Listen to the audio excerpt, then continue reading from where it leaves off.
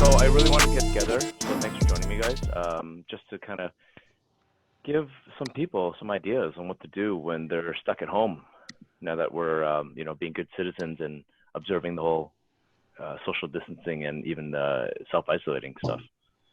Just not spread this virus because it's pretty serious, right? That it is. Yeah. So what are you guys doing to keep sane? I mean, I know that Rajiv and Janice, I know you guys work from home all the time. Shabazz, I'm not sure if you work from home exclusively. No, man. Normally in the office, and I'm an office energy guy too. So I lead a sales team in the cannabis space, and it's about eight on the team, and we're very adamant on whiteboarding collaborative sessions. What we do is complex selling across a variety of different products and things like that. So it's been a real change moving to work from home, not only from a remote management and team perspective, but also myself. Like, I'm not a work from home guy at all. I'm, for the first couple of days, I was bouncing off walls and things like that. So it's been an adjustment for sure.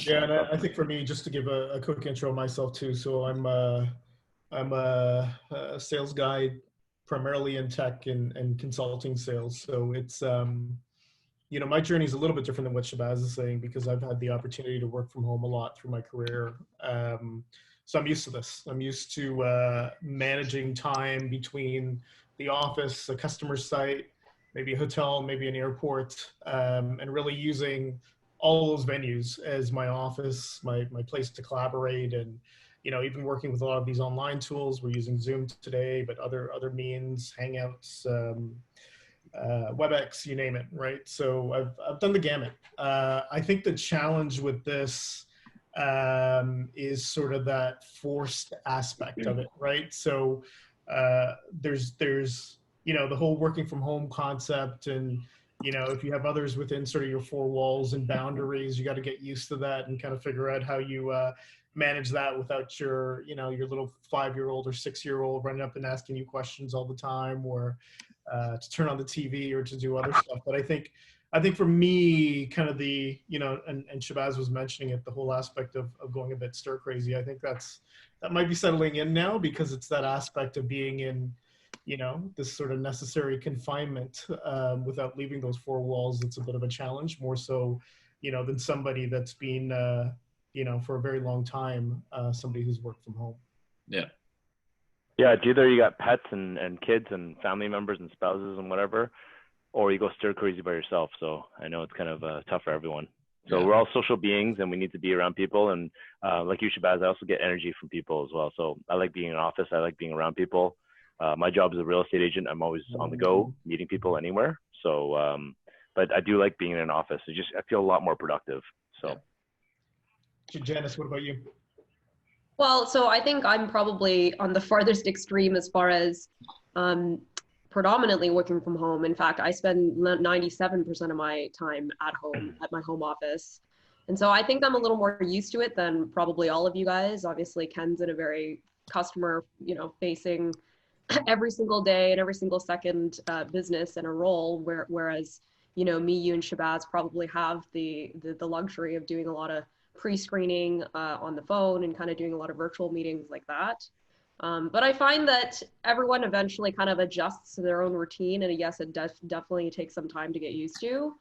But yeah, I think that it is what you make of it. And I think that, once everyone kind of finds their groove and finds what can help with their productivity, personally, I love it. Like, I actually love being secluded, and I don't actually like being in environments where people can distract me and kind of get me out of my zone. I find that for me is counterproductive. And then, luckily there are group meetings bi-weekly where we are all physically in the office, like me and the entire team, which I'm okay with as well. But I find that my personality and kind of for my own role and my own productivity, I personally prefer the solitude, because I like that I can kind of work and go at my own pace and do what I need to do without distractions, and it works for me. And what industry are you in, James? So I work in the communications business for one of the large communication providers nationwide. Awesome. So, and I understand, Janice, that you may not have employees, but you definitely have people that you rely on as well too, not direct reports or anything. But do you find they're impacted at all, like managing them or working with them? Oh yeah, for sure. There is absolutely challenges when you can't physically interact with a person and look them in the eyes. Because obviously there's something to be said where, if you're physically present with somebody, it's a little more difficult for them to be distracted. And you're almost forced to give that person your undivided attention, right? So when it comes to collaborating across different departments and other people that you rely on, whether it's up or downstream, it can be challenging if not everybody is as committed to being as available and as undistracted during these work times, right? And even though sometimes, people may not be distracted and they're just legitimately busy because they've got whatever their own tasks and things that are going on, it is a bit of a challenge, and it's a bit of an adjustment that way, because obviously ultimately you can't control everything in your world, right? And you just got to obviously ballpark for that. So like I provision, as far as like my time management goes, I obviously provision for expecting these delays and kind of expecting that, not everything is going to happen on my timeline. So I set expectations accordingly, right? So Oh, you think there's delays? You think there's delays? Oh yeah, for sure. Remote? Yeah. So it's slower. Absolutely. It is, but I mean, I don't think that it's materially impacting negatively. I think that there's good and bad, right? I think when it comes to like my line of work and specifically what we need to get done, in order for me to successfully process a sales order, like I need to get legal involved, I need to get finance involved, I have to go through a number of governance steps. So from the processing side of things, it can be slower if I have to move them through all the stages. But also on the flip side, from a collaboration perspective, if I do need to get answers like right away, and if we were needing to coordinate a meeting and, let's say it was an urgent nature and something was, sort of like an immediate response required, that would be a bonus, I would think, that now we can leverage our instant virtual tools to, have on-demand meetings, right? So I think it's a matter of just figuring out what is critical versus what is sort of just a general lag that you'll experience when you don't have that in-person physical interaction. Yeah, so I'll just comment on that. Like one of the things that I'm finding is I think as an organization, we being, my employer, et cetera, I think we're set up well in terms of how we engage in this new world and working from home and the collaboration tools. I mentioned a couple of them, but there's also, a lot of chat sort of collaboration stuff, Slack being one of them, from an engagement standpoint. I think it's a challenge for a lot of customers, right? Dependent upon their industry, where they're at, how they've enabled their employees. Like, I'll give you one example that I heard from somebody today that's working with another organization. One of the things they weren't even ready for was the amount of volume that would be logging in on VPN, right? So who even thinks about that? How do I stress test VPN that people are using occasionally, kind of when they go in, when they're not in the office, to the point where now everybody's logging into the same VPN tunnel, right? So there's a lot of nuances around that, right? And for organizations that are not fully sort of developed around that, it can be quite a challenge. Yeah. Yeah, it's a good point. Yeah, I mean, it's certainly not having that human aspect as well too. It's also an addition. We should talk about, I think Rajiv, you sent me this whole thing about, you sent me this article the other day about how to work at home effectively. And I think one of the biggest ones is setting boundaries. Do you have any tips on working from home, since you two are the work from home gurus or seasoned people? Yeah, I mean, I can go first. I mean, I think what's a challenge about working from home is just the distractions, right? So let's leave family and all that other stuff kind of to the side. But you're now seeing TV and ice cream. Sorry to interrupt. TV and ice cream. TV and ice cream, or the Xboxes, or the PlayStations, or hell, even going and taking a nap, right? So, I think there needs to be consideration around all of that stuff.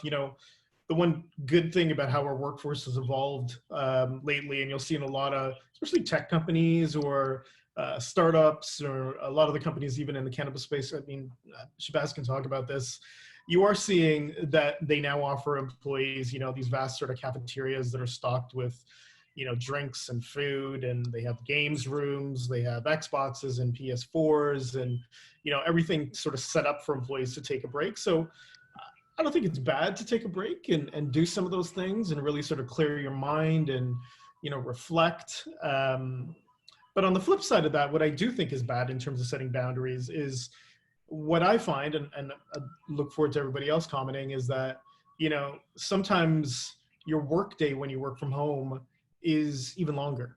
And unless you can really sort of close and shut down, I mean, you're out of your bed at, 7 o'clock, 7:30, whenever.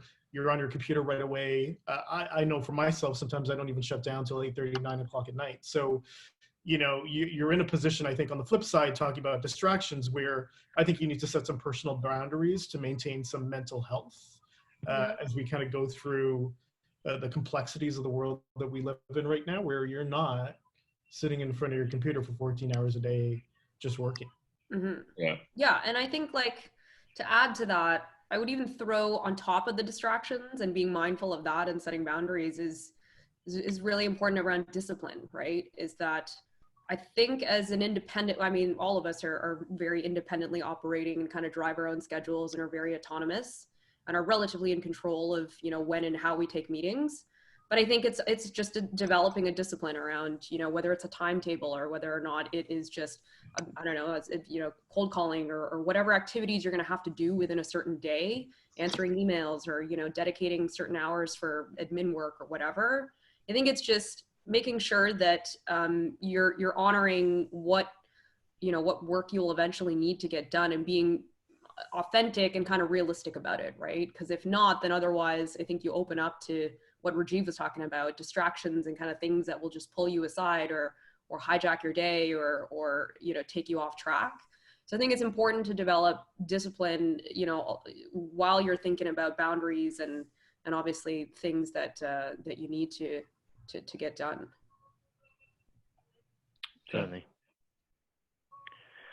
Certainly, yeah. I don't know. I find that certainly working from home, you kind of work harder. I'm forced to quit earlier because of the family, but otherwise, it cuts down on commute time, which is awesome. And I find that I'm definitely more productive at home, or at least with no distractions. So, how about you, Shabazz? How's it been adjusting this week or week and a half?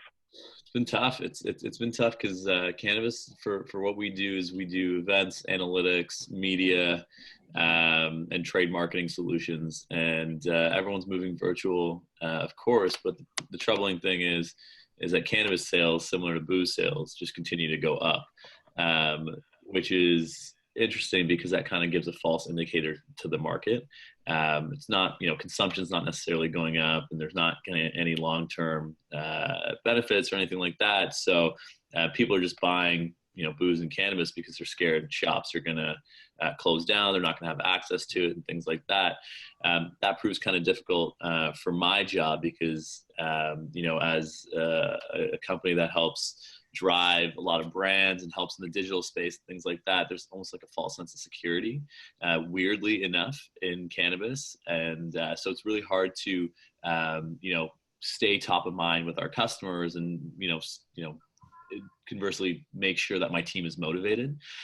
So for me, it's finding ways to really try and continue to motivate my team in such a time of uncertainty. So loved what you guys were saying, Rajiv, about, having a place where, and I'm just taking some notes, having a place where, you can constantly kind of come sit at a desk and things like that. Like, I don't have that right now. So I can't motivate my team if it's hard for me to be motivated. So I'm slowly starting to learn, different ways in which I can continue to motivate myself. So just even setting up an area where it's clean and tidy, and I just have a notebook is just like one thing that's like really it's been a good move for me. And then, also having my push-up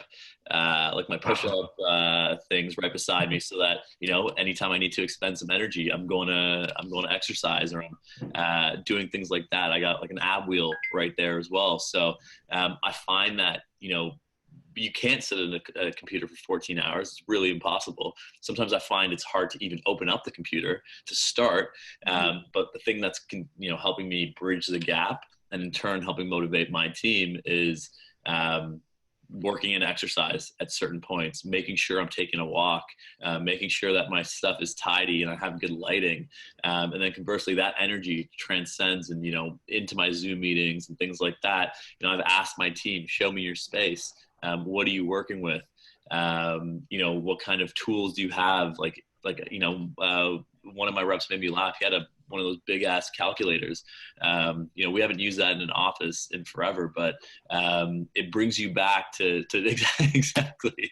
I love it. I love my calculator. Back, right? It makes you, I think the world moves so fast that now it's like a moment to slow down. You're starting to understand that, hey, there's different things that remind you of different skill sets and motivations and things like that we forget about. So, in an office, you can just sit there 8 hours, plug away, crush, and then it's 5 o'clock, you go home, whatever the case is. Here, you need to be innovative with how you use your energy. And you can't, it's not fair to say you can just, again, 14 hours straight through. It's like, there's going to be peaks and valleys, and being okay with addressing the fact that there's peaks and valleys, and knowing that in that peak, I'm going to crush work and I'm going to motivate my team, or I'm going to get the things that I need to be done, but also enjoying the valley to say, hey, you know what, it's actually a break, and I'm not feeling bad or guilty about not doing perceived work. Because I think that's a big challenge. A lot of people think that they're working from home. Maybe they're not doing enough, kind of thing.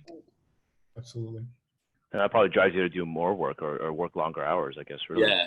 Yeah, absolutely. One of the best books I read this last year actually was called The Productivity Challenge, I think it was called, from Chris Bailey, I believe. And the biggest takeaway I had from that was that you got to take those breaks. So, you set your 40-minute or 50-minute work hours and then your 10-minute breaks or 15-minute breaks. And I think there's no, when you're working from home in isolation, you don't have that reminder to actually step up and, get some nutrition, get some exercise, just rest your eyes a little bit. Yeah. It drives you insane. So yeah, important to have that. With a plethora of apps out there for, meditation and breathing and fitness and you name it. I mean, there's everything under the sun. There really is no excuse, right? It's all about, I think, about you setting sort of your priorities, goals, tasks, really sort of planning out your day specifically. And I know it's hard in the beginning if you're not used to that structure, but there's so many tools out there that can help you sort of exceed on those challenges. It's really, I look at this time, not just from a working perspective, but from I keep saying it, mental health, mind, body, everything else. This is a real reset time, right? Mm-hmm. For all of us. Mm-hmm. It's a challenging time, but, and I know it's used a lot and people always say that about, you come out of the bad times even better and even stronger. But I think there is some level of motivation and challenge to our peers and our social networks to really utilize this space as a time to, what do they say? New year, new me kind of thing. Yeah. I think that goes away, and it's now, we've been through this, and we gotta use this as an opportunity to really invest in ourselves, our time, our families, how we do things, and really create a strategy around that. So question for the group then, just based on that. On the other side, on the flip side of that, because there's so many apps and because there's so many things that can happen in a day, I think the fundamental key to success that no one's really talking about is focus, and how you get in the groove of focus amidst all the noise, and even then to choose which apps, because there's so many, multiple things going on. I mean, think about how many messaging channels there are. There's, like, we just talked about 4 different messaging channels, right? With 4 different or the same audiences. So, like, even focusing and channeling your time onto where you're posting, things like that. So question of the group is, what's the number one thing that you do to ensure that you're getting into that focused mindset? Like, what's the one thing that you have to do or you can't live without? If it's not there, you're not going to be focused. Because I think that, like, identifying that ingredient is challenging for a lot of people. So what's I can go for that. I can talk about that. Yeah, for sure. Because I'm a big gung-ho. I'm so gung-ho about that book, that Chris Bailey book, because it talks about that same thing, about focus, hyper focus, turning off your phone, turning off the notifications on your phone for that matter. Yeah. Flipping it upside down, minimizing all this, the pop-ups that show up on your computer. I think that's the biggest thing, and setting alerts. So on the Mac, you can set that'll announce the hour and the hour, or you could set an old school, do the timer, and set your tasks that way. I know my assistant Amy, I don't know if she's watching or not, but she's the one that is taught me all this stuff as well too. She's diligent with this stuff. She keeps everything organized in her calendar. She creates tasks and follows that to the T. So it's all about time blocking for sure. Okay. I like that. I like that a lot. So time blocking. What about you, Janice or you? Yeah, I would echo that. I mean, for me personally, I find that my calendar or calendars are my holy grail. Like I adhere to them and kind of my commitments and my obligations that are in there very, very closely. And so I'm very careful with obviously deciding how I spend my time and what I'm spending my time doing. And I'm pretty good now, having, been in the workforce for like 17 years. I'm reasonably good at estimating, how long a commitment's going to take me. But like, rather than just kind of throwing a frivolous meeting in my calendar, I really contemplate, and think about how I can really accomplish a task effectively first, and whether or not I'm, giving it the right amount of time that it needs, and I'm scheduling it appropriately with some realistic timelines, right? So I'm not just going to throw something in there for the sake of throwing in a meeting. Like I'm going to seriously critically analyze or objectively think about what my goal is out of it before I even wrap myself in, right? And then as far as like time management too, my cadence every day is that my first hours are always dedicated to what I need to get done that day.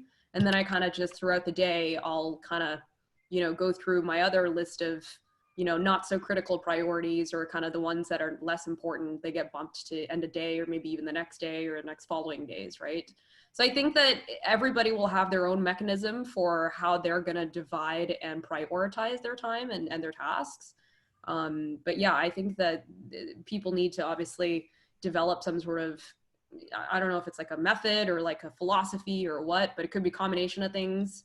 But definitely it's a bit of a personal strategy, I guess, or a complete personal style, I should say, on how people kind of deal with that. Absolutely. I think you need to have, before we go review really quick, I want to add something as well. I forgot. I usually have a dumping ground that I put all my brain farts and just the kind of ideas that I have, and like, oh, I got to do that, or I remember that, and I just kind of put a notepad and just throw everything in there. And then eventually take some time on your downtime when you have when you schedule that downtime, have a little bit of that white space. You kind of then you put it into your time blocks, right? Right. And you readjust your time blocks accordingly. Sorry, Chief, go ahead. The only thing that I was going to add, Ken, is just that me time that I keep talking about, right? Like schedule your lunch, right? Like go through our days right now, and I'm like, oh, what time is it? Or like, good call. They get a workout in or anything else, right? So schedule that time for you. If you live in your calendars, you live in your agendas, which I think we all do in this age, right? Like, make that time and commit to it, right? That's good. That's good. Cool. Let me roll over to so productivity is great. Let me roll over to sales. How are you guys managing sales? I don't think much commerce is going, apart from certain industries, maybe grocery and things like that, but there's not really much sales going on. And I don't know how long this is going to last for. Do you guys have any concerns about that? Do you have any ideas or any kind of innovations that you're thinking of? Sure. I can start real quick. It's obviously top of mind as a head of sales. Here's the thing. Like, no one knows how long this is going to last. For the first time in life, everyone is experiencing the same situation globally. Never have you ever had a moment in time where you can actually be on the same level. Oftentimes when you're trying to sell something or trying to buy something, there's different levels, and it takes a lot to get on the same page. Here, there's like the first time you can be empathetic, but at the same time, you can't sell if someone's like, if it's not going to solve an immediate problem, and or a future facing problem or whatever. And like that problem, unless you have like an online tool or something for healthcare, there's a variety of different industries right now that could sell. Then there's really no point in kind of forcing a sale right now, or trying to for ruining a relationship. But also at the same time, it forces you, if you want to reach out to your customers, you can't just be like, hey, how are you doing? Because that's a nonsense reach out. You actually have to add value. But if you're going to add value, it forces you to actually understand what they might be going through. And say to yourself and reflect, hey, do I know enough about the situation, or am I empathetic enough? Or is the thing that I'm offering right now going to, actually be of value to this person? Because if it's not, it's just going to come off nonsense and fake and poor and things like that. So on both sides, it forces you to make sure that you have a good value proposition. And it also makes you understand if you're a good relationship builder and all the value that you've been putting into a relationship, does that actually yield something? So it's hard, but like there's no point forcing anything. I mean, I think, if this continues on for 2-3 months, then companies are going to have to adjust and people are going to have to, spend, and the economy is going to have to keep going. But I think right now it's like, if the more you force it, you're in big trouble as a sales rep. So the last thing I'd say on that is having a perspective as a salesperson, or having a perspective as anyone, and having a take and having an opinion is more important than ever before. You got to have an opinion, because if you don't, then no one's going to listen to you, kind of thing. Well, what do you mean opinion? Opinion on where the market's going to be, or what? Yeah, I mean, opinion on where the market's going to be, opinion on how this is going to impact that industry you're trying to sell into, opinion on how that might impact that person that you're trying to sell to, opinion on kind of, anything and everything, because it's the more opinions and the more perspectives you can have, that means you're actually trying to learn about what's happening and be a leader in the space and articulate something that's going to, help progress this, versus just trying to, stay in the background or sell using, traditional methodologies. It's more importantly, you got to read what's going on in the news. More importantly, you got to be up to date on that industry. More importantly, you got to be up to date on where this health crisis is going, what the global impacts are on. It's not enough to just read it, though. You have to formulate an opinion, and you have to post that opinion and push it out there in conversations like these, or on LinkedIn, or, write articles, whatever the case is. Because if you don't have an opinion, when all this ends, you're going to be left behind, and no one's going to be listening to you because there's so many other people to listen to. That makes sense. Absolutely. You need that head start ahead of time, and you might as well do it now before everything starts. So speaking on your previous point about helping, I want to add that if you're going to offer help to people as a salespeople, because all four of us are in sales, for that matter, I would argue that everybody's in sales, no matter what you're doing, no matter what job you're in. But if you're in sales and you're offering help to people, don't follow up. Please don't follow up that with a sales question like, hey, are you interested in, your pitch or whatever, right? Just come genuinely with, I would say, with your real offer to help, if that's what you're trying to do. Yeah, and I'll layer on to that. I think now we're in extraordinary times, right? So I think there are opportunities. I gave the whole example of, customers not knowing from a technology perspective how to handle the amount of VPN traffic they're getting now, right? So organizations, some folks haven't been used to using a laptop or an iPad to do their work. So, even in technology, from digital reinvention, transformation, and all that other stuff, I think there are opportunities for us to help, and opportunities for us to help, businesses, people that are impacted by this, frontline workers, and all that other stuff, in unique ways, right? But it's really about sort of formulating what those approaches are. And I totally agree with you, Ken. It's not a time to be pitching, right? What's the whole quote? Always be selling, right? I think there is some aspects of that. I think we need to review and reflect on sales methodology as we kind of move forward with this time where we're looking at, 3, 4, 5, possibly 6 months, if not longer, of this type of lifestyle, and incorporate it and try to figure out, how we help, right, and how we get folks through this. Yeah, certainly. I think we all can, no matter what industry we're in right now. I think the not even the new way of selling. I think it was always the way I've always practiced is come from contribution. Always come from contribution. Yeah. So, also, yeah. I was just going to add real quick. It's cool that because of LinkedIn, because of social, the need to social distance, if you do have something to add, or if you do have an opinion or a value add or whatever the case is, you can literally reach out to that person so easily now, because that everyone's online. So the value of that is so awesome, because if you look to build out a good personal relationship from a reciprocity perspective, like not asking for anything in return, you never know who you can build relationships with. For instance, I just reached out. I saw a post by the chief design officer at Pepsi globally. I saw a post from him.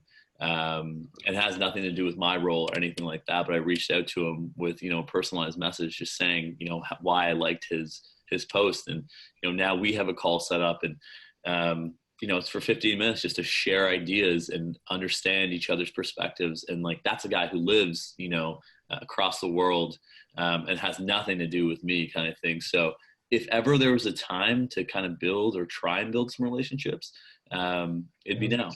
That was the time. Yeah. Well, it's wonderful what technology can do nowadays, right? I mean, we're kind of forced to use Zoom and kind of digital platforms, and I guess it's the new norm. Everyone's on the same playing field if you're following along with what you're supposed to be doing anyway. So one thing I got to say, though, is if you can weather the storm, which we should speak about mindset as well, too, because a lot of people, it's a long ride for some people, right? I mean, depending on how long this is going to take. I would say that any kind of market, it'll rebound. The demand will be through the roof when we get through this, right? Like the restaurants, people are going to go to the restaurants all of a sudden. The bar's going to be packed, and we've been isolated and holed up so long that it's going to come around. Yeah, so I think there's some benefit to that. Big time. Yeah. I can't wait for that first day when everyone's out and about. It'll be crazy. It's like the first day of summer, right? It'll be the biggest New Year's Eve equivalent party ever. I know. I think hopefully there'll be a free party in Toronto. Yeah. So. Well, I guess if there's any beer or any kind of sponsors out there, then that'd be awesome for you to pitch in on that, but I'll promote that. I will definitely be pitching that. Cannabis sponsor. Yes. Yeah, I'll be pitching that for sure. All right, guys. Well, thanks for tuning in, and thanks for participating. I'm happy to do this again. Like, I would love to get my personal trainer. So, Richmond, if you're watching, that'd be great for you to kind of talk about health as well and what we're going to be doing this next time, I guess.